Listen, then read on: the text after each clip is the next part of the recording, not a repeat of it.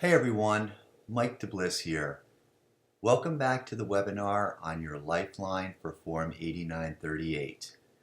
Well, as hard as it is to believe, we're now up to Module 5, the final module in this webinar series.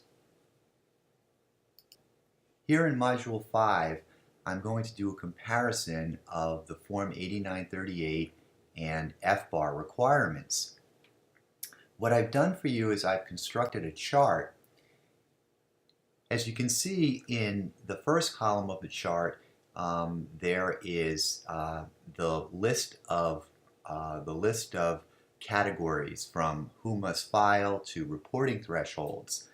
And then in the second column, there's the Form 8938 requirement for that specific category. And in the far right column, there's the FBAR requirement for that specific category. So what you have is a means by which you can compare the requirements for that specific category. And they're right next to one another. So you can see the differences between each, and you can notice what the the subtleties between the rules, what they share in common for reporting purposes, and where they deviate or diverge. So let's jump into this. Who must file a Form 8938? Specified individuals. What do we mean by specified individuals? Well, for 8938 reporting purposes, specified individuals include U.S. citizens, resident aliens, and certain non-resident aliens that have an interest in specified foreign financial assets and meet the reporting threshold. How about for the FBAR? Who must file? U.S. persons. How does the FBAR define a U.S. person? Well, a U.S. person includes U.S. citizens, resident aliens, trusts, estates, and domestic entities that have an interest in foreign financial accounts and meet the reporting threshold. Next category, reporting threshold, or total value of assets. What is it for Form 8938? As you might recall, the reporting thresholds are based on a number of different factors in Form 8938 world. It includes the location of where the taxpayer lives. It includes the marital status of the taxpayer, meaning whether the taxpayer is married or single, and it includes whether the taxpayer is filing a joint return or is filing separately, assuming, of course, that he or she is married. The general rule of thumb, though, for reporting thresholds when it comes to Form 8938 is that it's $50,000 on the last day of the tax year or $75,000 at any time during the tax year. Keep in mind, however, that higher threshold amounts apply to married individuals filing jointly and individuals living abroad. So what you have here is simply a quick and dirty rule, general rule that is, for reporting thresholds. But it is always imperative to go to the instructions on Form 8938 to determine what your specific threshold is. And that is what you use to guide you for purposes of an 8938 reporting requirement. How about for FBARs? Well, for FBARs, it's more straightforward. The reporting threshold is $10,000 at any time during the calendar year. Now, keep in mind that we could have more than one scenario. So as simple as this might seem, what you need to keep in mind is that if you have multiple bank accounts with high watermark balances that are below $10,000, you can't automatically assume that none of the accounts qualify for FBAR reporting. Why? Well, the rule specifically states that it's the maximum aggregate balance. that has to be taken into consideration. What do we mean by aggregate balance? Well, what we mean by that is that we have to add up the highest balance of all of your foreign bank accounts in a given year. And to the extent that the sum total of the highest balances of all of your accounts exceed $10,000, then each individual account has to be reported on an FBAR. We can reduce that to a quick and dirty rule. Even though no single bank account exceeds the $10,000 threshold at any time during the calendar year, if the aggregate of all of the maximum of all of the balances of your bank accounts exceeds $10,000 at any given time during the calendar year, then you do in fact have an FBAR reporting obligation. And essentially all of your sub $10,000 foreign bank accounts have to be itemized on an FBAR. When does the taxpayer have an interest in an account or asset? For purposes of Form 8938, this is a veritable mouthful. Here it is. If any income, gains, losses, deductions, credits, gross proceeds, or distributions from holding or giving away the account or asset are or would be required to be reported on your income tax return. All right, let's try to boil that rule down to its essentials. What we are talking about here is a specified foreign financial asset that a taxpayer holds or disposes of. If any income, gains, losses, deductions, credits, proceeds, or distributions from the act of holding or disposing, meaning giving away that specified foreign financial asset, would have to be reported on a tax return, then the taxpayer has an interest in that asset. All right, so the mere fact that the specified foreign financial asset, that the holding or giving away of the specified foreign financial asset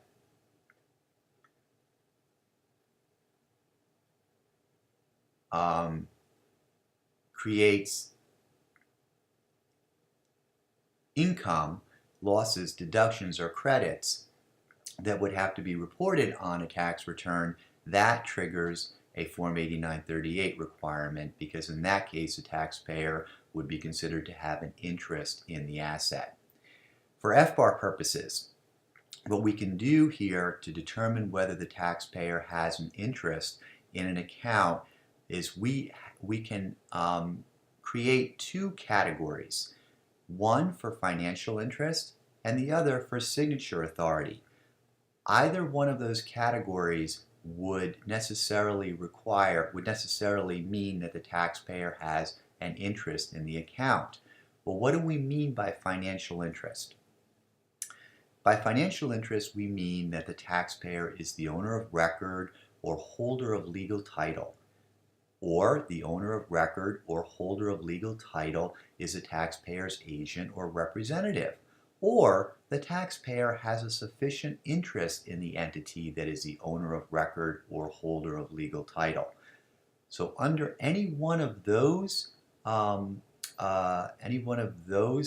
criteria, the taxpayer would be deemed to have a financial interest in an account. How about this concept of signature authority? What we mean by that is that the taxpayer has the authority to control the disposition of the assets in the account. How so? Well, by direct communication with the bank that maintains the account. So the ability to control where the assets go in the account by direct communication with the bank is what we refer to here as signature authority. And in that case, the taxpayer has an interest in the account. What is reported? For Form 8938, the maximum value of specified foreign financial assets. And what does that include? Well, the maximum value of specified foreign financial assets includes financial accounts with foreign banks and certain other foreign non-account investment assets. How about for the FBAR? What is reported? The maximum value of financial accounts maintained by a financial institution that is physically located in a foreign country. Next category, how are maximum account or asset values determined and reported? Remember that in Form 8938 in the world of Form 8938 rather, this is a lot more difficult than it appears. So it's very important to review the instructions for Form 8938. But again, what I'm giving you here is a general rule, which is the quick and dirty version. So for Form 8938, it's the fair market value in US dollars in accord with the Form 8938 instructions for each account and asset reported. How do we do the conversion? Well, we convert from foreign country to US dollars using the end of the taxable year exchange rate, and we report that in US dollars. How about for the FBAR? How are maximum account values determined? Well, as you might imagine, we're going to rely upon periodic account statements to determine the high watermark balance of the account in the foreign currency. So what we're doing is gathering up all of the account statements from the past year, and we are identifying what is the highest balance on each account statement.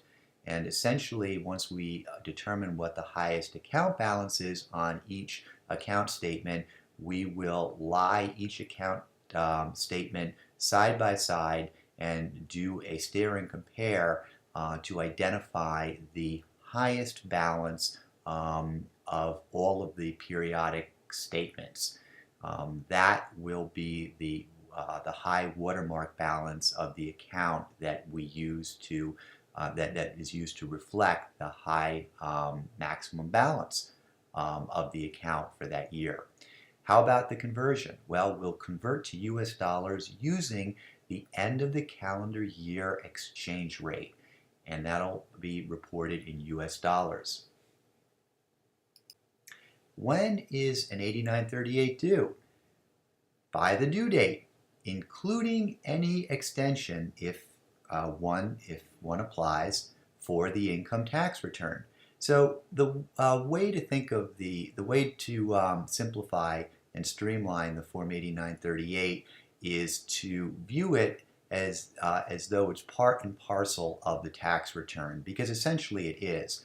At the end of the day, when the tax preparer prepares the tax return, Form 8938 is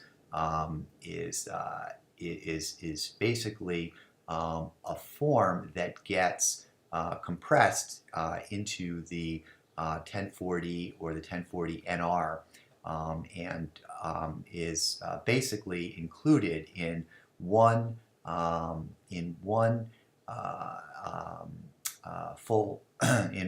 full package. So it almost looks like it's part of the 1040, and essentially it's included in the same file that's created for the 1040. So the quick and dirty rule here is that the 8938 is due by the due date for the income tax return, unless, of course, an extension has been granted for the income tax return. How about the FBAR? When is that due? Well, contrary to popular belief, it's not due by December 31st of the year you had the foreign bank account. Instead, it's due on June 30th of the year following the year that you had the foreign bank account. So if you had your foreign bank account in, say, tax year 2008, you would not have to file an FBAR until June 30th of 2009. So essentially, you could file electronically your FBAR by June 29th of 2009 and still have filed on time without any risk of penalties or the parade of horribles that come with failing to file an FBAR. So that June 30th deadline, though, is critical because if you wait until July 1st to file your FBAR, then you are, to use a crass expression, your SOL. And as you can see here, no extensions of time are granted.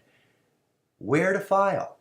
For Form 8938, file with the income tax return pursuant to instructions for filing the return. How about for the FBAR? File electronically through FinCEN's BSA e-filing system. So with FBARs, the IRS wants them filed electronically. And at the end of the day, it's actually a more efficient system because the FBAR, as are all information reporting forms these days, they can be filled out electronically and then saved as PDF files and gathered up and then sent. So it's a far more efficient way of doing things than printing them out, writing them out longhand, and then sending them out to a service center while you're holding your breath, wondering if they will ever arrive. And again, the FBAR is not filed with a federal tax return. Penalties. Let's start with Form 8938. The penalty, and I want to just step back for a second because it's very easy here to get lost in the weeds and be unable to see the forest from the trees. What exactly triggers a violation? Well, it's not merely the failure to file an 8938 or an FBAR that could trigger a violation. There have been cases, and there continue to be cases, where taxpayers actually do file an 8938 or an FBAR, but let's say are not forthcoming or are found to withhold critical information on these forms that's requested. So for example, if the taxpayer dutifully files an FBAR but happens to leave off a foreign bank account that has a very high balance, perhaps in the seven figures or more, there's going to be a lot of explaining that has to be done. Because on the one hand, while the taxpayer filed the FBAR, on the other hand, the fact that the taxpayer withheld reporting a bank account that had a seven-figure high watermark balance is going to be a check in the box for a red flag for indicating willfulness. And it could be an oversight, but the IRS, of course, would put a more sinister spin on it and argue that because the bank account balance was so high, the taxpayer intentionally was trying to conceal it from the IRS. So understand that a violation for FBAR or for 8938 does not arise merely because no 8938 or no FBAR was filed. It could also arise by virtue of the taxpayer withholding critical information from the FBAR, meaning an omission from the FBAR, or blatantly misrepresenting something on the FBAR. So what would that refer to? Well, by a blatant misrepresentation, perhaps the taxpayer lists on the FBAR that the high watermark balance of an otherwise $500,000 account was only, say, $12,000. That too could lead to a violation. So once again, we're talking about a violation being triggered by virtue of the failure to file the form or by virtue of an omission on the form, or something as blatantly as a misrepresentation on the form. And you can begin to get an idea of the anatomy of these forms by just looking at them. The type of information that's required on an FBAR is relatively straightforward. It requires or prompts the taxpayer to list his name, his address, certain identifying information, and then it requests information about the foreign accounts, namely the name of the bank account, the account number, where the bank account is located, and how the taxpayer actually owns the account. Meaning, does the taxpayer have a financial interest in the account? Does the taxpayer have signature authority over the account? Or does the taxpayer hold a majority interest in an entity that in turn owns the account? And that last case would be a situation where the taxpayer indirectly owns the foreign bank account through an entity. But I diverge. I apologize. Let me get back to what we're on this slide for. Penalties. For Form 8938, it's up to $10,000 for failure to disclose and an additional $10,000 if the IRS notifies the taxpayer of a failure to disclose. And essentially that $10,000 is for every 30-day period that the taxpayer fails to file after being notified by the IRS of the failure to disclose. That maximum penalty is capped at $60,000, and there are also criminal penalties that apply. So the quick and dirty way of viewing the penalties for Form 8938 is that it's $10,000 for failure to disclose. And where we get into this $10,000 penalty that can potentially catapult your liability into the stratosphere is if the IRS has notified you that you should have filed an 8938 but didn't. So for every 30 days that you remain delinquent, meaning you ignore the IRS's notice and you continue to not file an 8938, they're going to add $10,000 onto your penalty bill, and that would be capped at $60,000, which would be an essentially 6 months of persisting in failing to file the 8938 in the wake of having been notified by the IRS that one was due. How about the penalties for the FBAR? Well, there are two. There's a non-willful penalty and the willful penalty. What I've done here is I've listed the maximum non-willful penalty and the maximum willful penalty. The maximum non-willful penalty is $10,000 per account per year. The maximum willful penalty is the greater of A, $100,000, or B, 50% of the account balance as of the last day of the year. Let me just stop for a second. Once again, just as I indicated with the non-willful FBAR penalty, the willful FBAR penalty is per account, per year.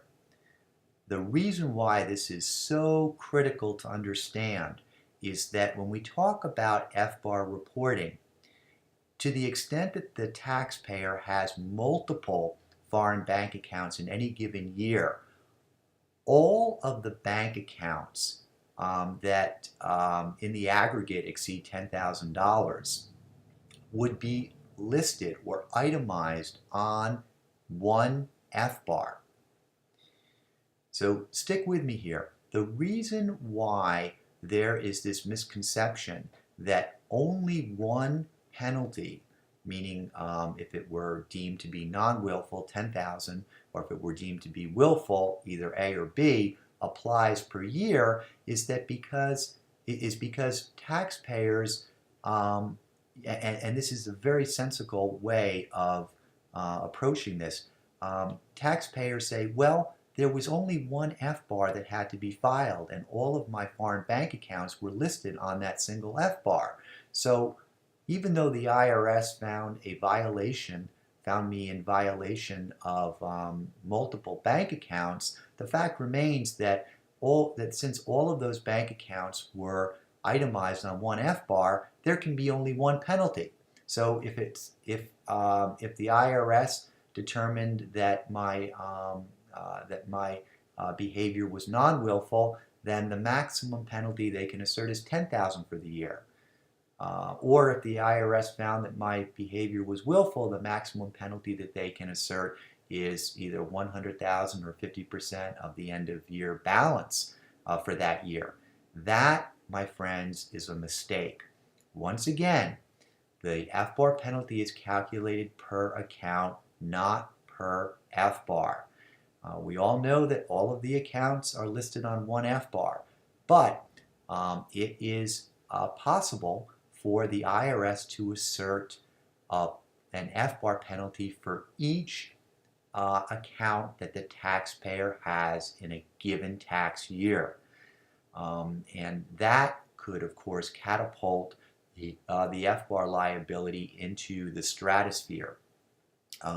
That's why it's critical to understand how the penalty scheme for FBARs works.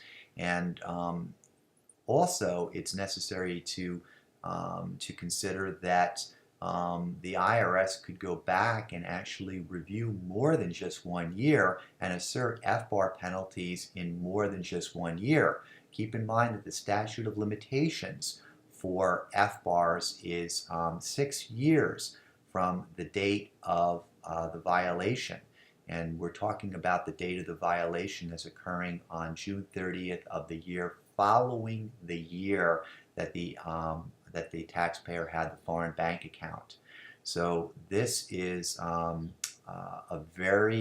this can become a very painful penalty that could leave the taxpayer with nothing more than the shirt on his back. Keep in mind that criminal penalties may also apply. U.S. financial institution. In that case, there is a reporting obligation for the FBAR, but no reporting obligation for the 8938. When we talk about a financial account held at a U.S. branch of a foreign financial institution, no reporting obligation for 8938 or for the FBAR. How about foreign financial accounts for which you have signature authority? For Form 8938, no filing requirement unless you otherwise have an interest in the account as described above. For the FBAR, yes, subject to exceptions. Now we get into an interesting area. This is the area of foreign stock and securities. As a preface to foreign stock or securities, keep in mind that foreign stock or securities can be held in an account, in a financial account at a foreign financial institution. Or foreign stock or securities can be held directly by the taxpayer. That distinction is very important here. So in our first category, we are talking about foreign stock or securities held in a financial account at a foreign financial institution. Is there a reporting obligation for Form 8938? Well, interestingly enough, the account that holds the foreign stock and securities is subject to reporting. But the contents of that account, the stock or the securities, need not be separately reported. So it's quite simple here. If the taxpayer owns foreign stock or securities that's held in a financial account at a foreign bank, the taxpayer must report the account on the Form 8938, but not the foreign stock or securities on the Form 8938. Neither the foreign stock or securities need to be separately reported on Form 8938. How about for the FBAR? Similarly, with Form 8938, the account that holds the foreign stock or securities is subject to reporting, but the individual contents of that account, namely the foreign stock and securities, need not be separately reported on the FBAR. How about foreign stock or securities not held in a financial account? Must the foreign stock or securities be reported on Form 8938? Yes. So notwithstanding the fact that it's not held in a financial account, it must still be reported on an 8938. On the other hand, there is no reporting obligation for FBAR purposes for foreign stock or securities that's not held in a financial account. For foreign partnership interests, are foreign partnership interests reportable on an 8938? Yes, you betcha. How about on an FBAR? No. How about indirect interests in foreign financial assets through an entity? Ooh, we've covered this one in exhaustive or in extensive detail in an earlier webinar. Let's set up the background information here. We have a taxpayer who owns an interest in an entity. It could be a foreign corporation or anything of that nature.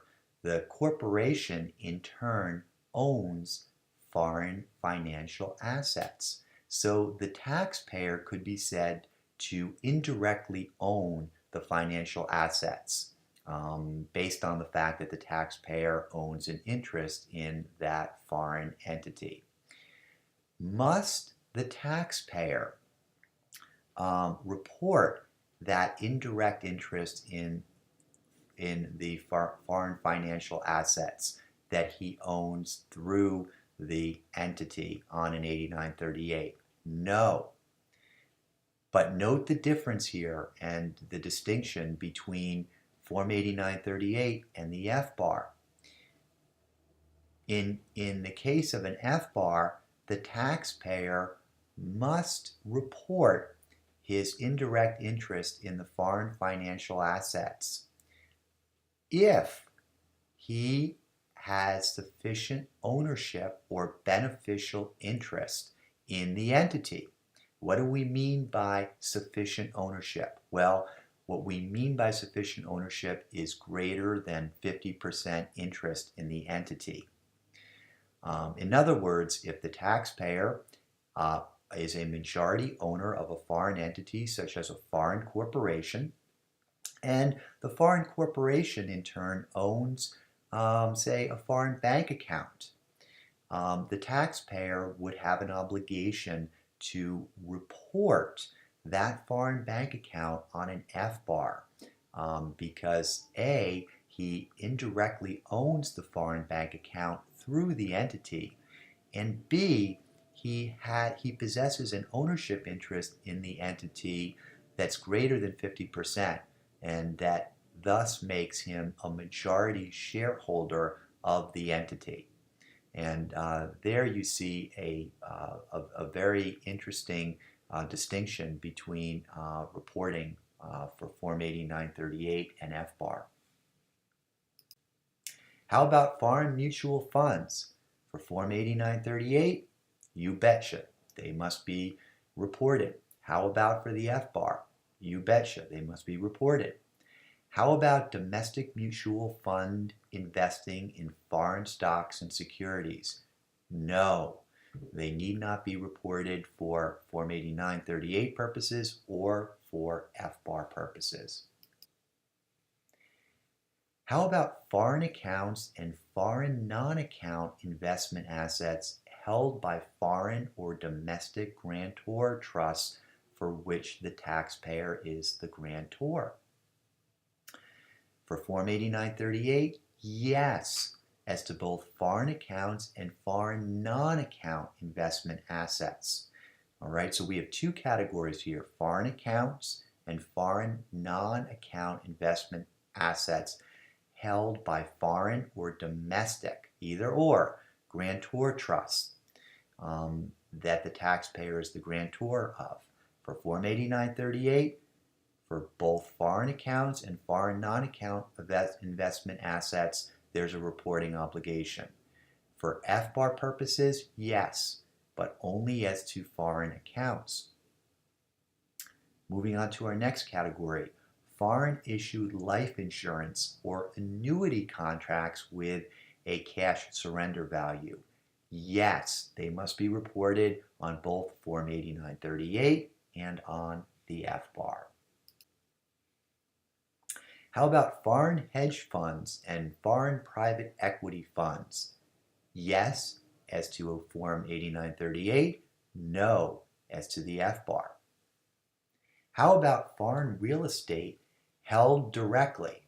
What I mean here is exactly what it says.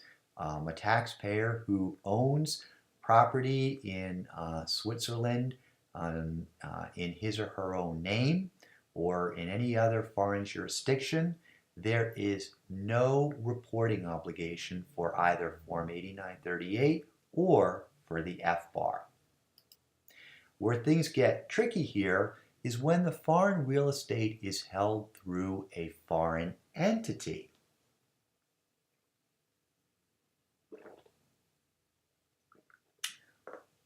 Now, let me give you some background information as to what I mean by foreign real estate held through a foreign entity. What we're talking about here is a foreign corporation or some type of foreign entity that owns foreign real estate. The taxpayer is a shareholder of the foreign corporation that in turn owns that foreign real estate. The issue here becomes, is the foreign real estate held by the foreign entity reportable on an 8938? The quick and dirty answer here is no. However, we can't ignore the foreign real estate that's owned by the foreign entity altogether. Why not? Well, here's why.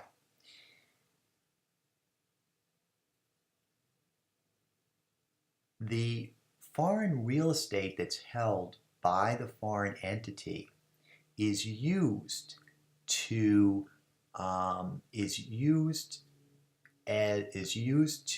determine whether the taxpayer's reporting threshold has been crossed.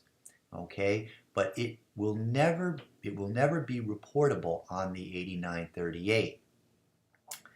Keep in mind that the foreign entity itself is a specified foreign financial asset. So the taxpayer's interest in the foreign entity is a specified foreign financial asset. And the way the taxpayer's interest in that foreign entity is valued is based on the value of the real estate that the entity owns. That's why it's impossible to ignore the foreign real estate, because it's the fair market value of the foreign real estate that will determine whether the taxpayer's reporting threshold has been crossed. And as we all know, the reporting threshold is what triggers a Form 8938 reporting requirement. So in an example, let's assume that we have taxpayer John. John owns an interest in a foreign corporation, ABC, and ABC in turn owns a piece of foreign real estate in the Cayman Islands. John's interest in ABC is itself a specified foreign financial asset. As we know, John indirectly owns the real estate through corporation ABC. Now, at this stage, it might be you might say to yourself, "Well, we know now that John's interest in the foreign entity is a specified foreign financial asset that has to be disclosed on an 8938." That's not entirely true, because we have to determine what John's value in that foreign entity is. We know that it's a specified foreign financial asset, but does it satisfy, or does it cross the reporting threshold that applies to John? Of course, we need to determine where John lives. We need to determine whether he is single or married. If married, we have to determine how he filed, whether he filed separately or jointly. And that will allow us to determine what his reporting threshold is. Now, once we have identified his reporting threshold, the next step is to value his interest in the foreign entity. And when we get to that step, that's where the fair market value of the real estate becomes significant, because the fair market value of the real estate is used to determine the value of John's interest in ABC. So as you can imagine, an appraisal would be necessary for the real estate, and to the extent that the appraised value of the real estate exceeds the reporting threshold that applies to John, he would then have to report his interest in the entity on an 8938, because, as I've indicated before, that's a specified foreign financial asset. However, the underlying real estate would not be reported on the 8938. Its significance lies merely in valuing John's interest in the entity. How about for FBAR reporting purposes? Must foreign real estate held through a foreign entity be reported on an FBAR? No. How about for foreign currency held directly? No as to Form 8938 and no as to the FBAR. Next category, precious metals held directly. No reporting obligation for 8938 and no reporting obligation for the FBAR. Personal property held directly, such as art, antiques, jewels, jewelry, cars, and other collectibles. No for Form 8938 and no for the FBAR.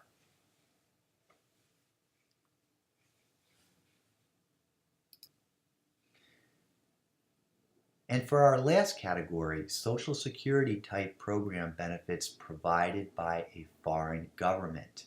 Is there a reporting obligation for Form 8938? No. How about one for the FBAR? No. Well, as you can see here, my friends, we've now arrived at the end of the final webinar in this series. As always, I encourage you to reach out for me if you have any questions. My telephone number is up on the screen. You can also send me an email. Keep in mind that the information that I've provided here is very general, and it has not been customized to your individual facts and circumstances. As I've always said all along, I encourage you to consult with a tax professional and to get a professional opinion as to what is the best way to report your specified foreign financial assets or your foreign bank accounts. This is by far a very technical area of the law, and it's one where we as tax professionals oftentimes have to do some digging and research to find the answers. So it's amazing how new issues pop up all the time. And so since this is our craft and we're constantly having to educate ourselves on it, it goes without saying that someone who does not have training in this area should consult with a tax professional. You want to always make sure that you have practical and sound advice to help you navigate the choppy seas of foreign asset reporting. Look forward to catching up with you in another webinar.